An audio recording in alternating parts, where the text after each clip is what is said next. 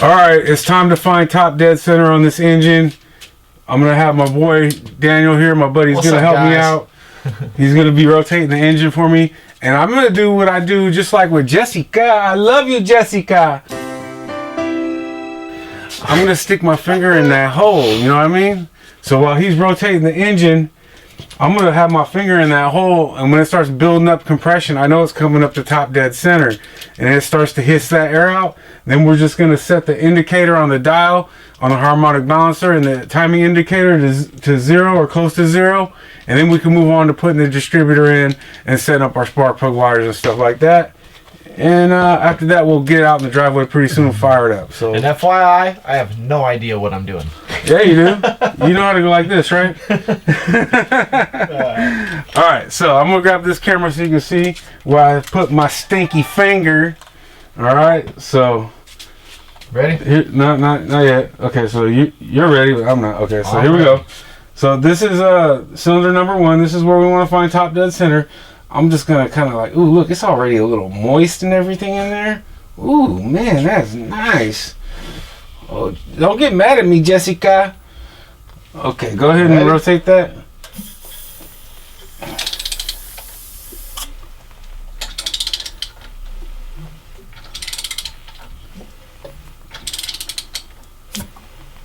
It's not building like it was last time. It will. It's about to come up. There you go. You hear that? Okay, stop. Okay, you hear that? That hissing? That's what you want to hear. Now we're going to come up on top dead center. My guy here, let me get the camera angle on this. Yeah, go ahead and bring it up to about 0 on that indicator where that black mark is. Right there. Right. Oh, you got it already? Black mark? Yep, let's take a look at that. Yep, right there. See that? Yes. Alright. Oh yeah. I forgot to mention. So why is this dead center? How come it's not right here? This is 0. I see. It says 0. That's 0 right degrees. I see. This is it says before. Basically, that's retarded. Right. I mean, you're not allowed to say the R word anymore, right? Oh, bullshit. We gotta be politically correct. Have you seen what's going on now? But and this is we got our freedom of speech. So back. this would be advanced timing, and this would be retarded timing, actually. Retarded timing. Retarded. Yeah. Something like that. Yeah, you see, we got our freedom of speech back, baby. Yeah. Even Zuckerface is trying to say he's sorry for being a bitch. Mm-hmm.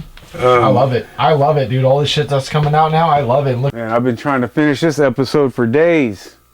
Started filming this episode 3 days ago, but I've been so sick. I've been in bed all the time. We got top dead center found here, so we're gonna do a little math right now. I'm gonna find 30 degrees advanced. There's not a 30 degrees advanced mark on the balancer, so I'm gonna make my own.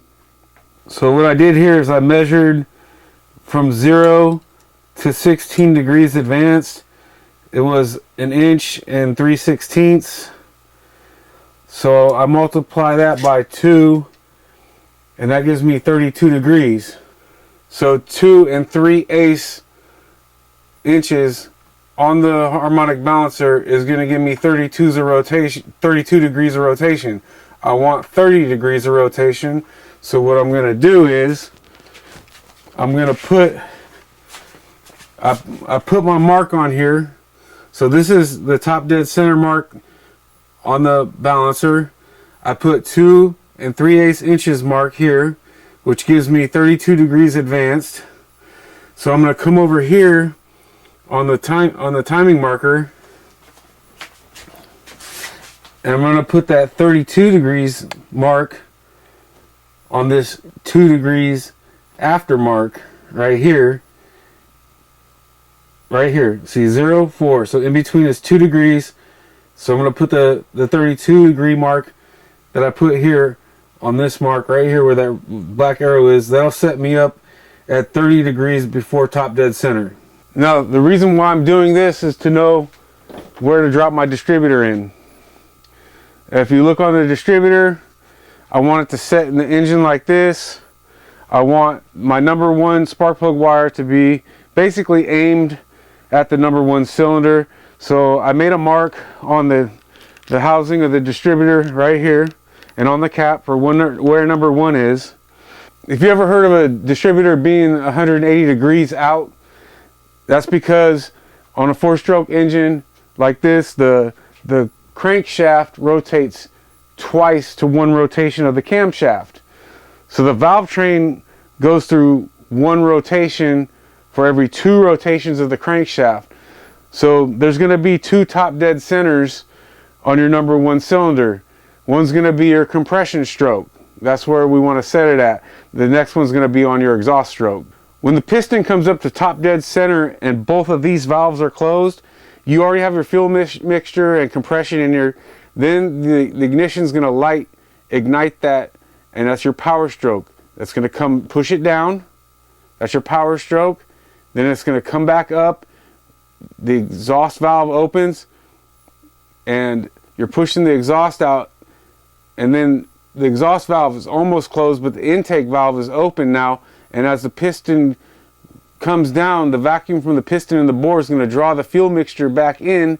So now you have air and fuel back in your cylinder, and you're building compression again, and it's going to ignite when it gets back to the top. So you want the top dead center on the power stroke, not the exhaust stroke, or where you got valve lap, where the exhaust valve is not closed all the way and the intake valve is all the way open. If you have your distributor set 180 degrees out, it's going to ignite that fuel mixture, and you don't have a sealed chamber, and you're going to end up get a backfire back up through your carburetor. It's going to ignite that, and it's going to fire up. You're going to get a fireball coming up out of your carburetor. It's not going to run right. It's not going to be correct.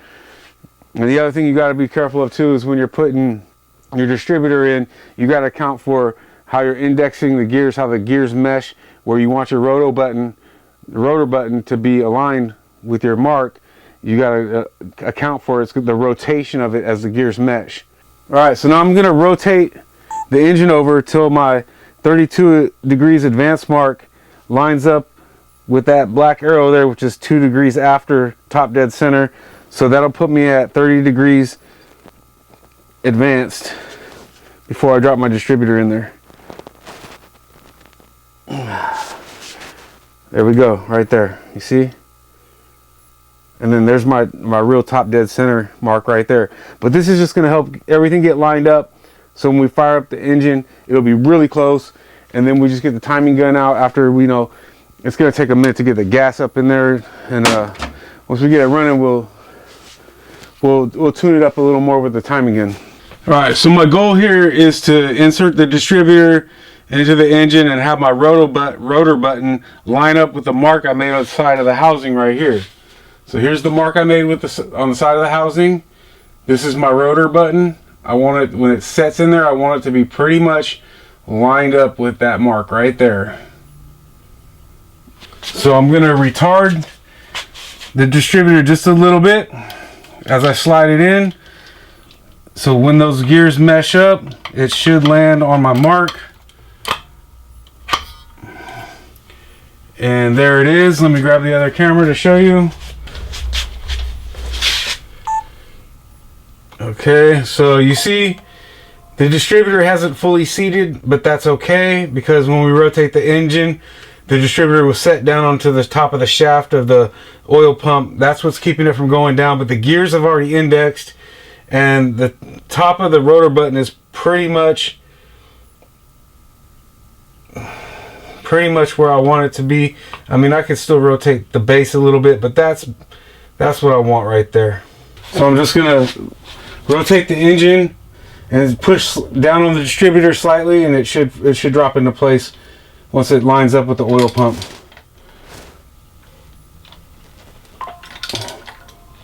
There it goes. And I'm not where I want to be. So I'm going to have to pull it back out and set it back a little further and then do it again until I hit my mark. And then rotate it ahead a little bit to hit the next spline on the shaft. Boom. There we go. Same thing. Got the base gap in the housing. My rotor button's facing here and my timing mark's here. Rotate the engine again. I'm on my marks right here for my 30 degrees advance. So this time it should fall into place. I was one tooth off. and that's not going to work. So we push down a little bit on the distributor, rotate the engine until it drops into place. There we go, drops in. Now I'm going to go back to my 30-degree advance mark and see if my rotor button is pointing in the correct direction for number 1 cylinder. There we go. And voila, we're there. That's it. Where's the camera? So this is my mark on the distributor right here for number 1 cylinder. And you come up from it, there's my rotor button. That's where it makes ignition. That's the ignition point for inside the distributor for number 1 cylinder. So we're lined up there. We're good. So the hold down that I just installed. I'm gonna grab the flashlight. Hope you can see that. Anyways, that's what holds it down right there. I'm gonna snug it up a little bit so it doesn't freely rotate the distributor and kind of hold that position. But now I can still rotate this.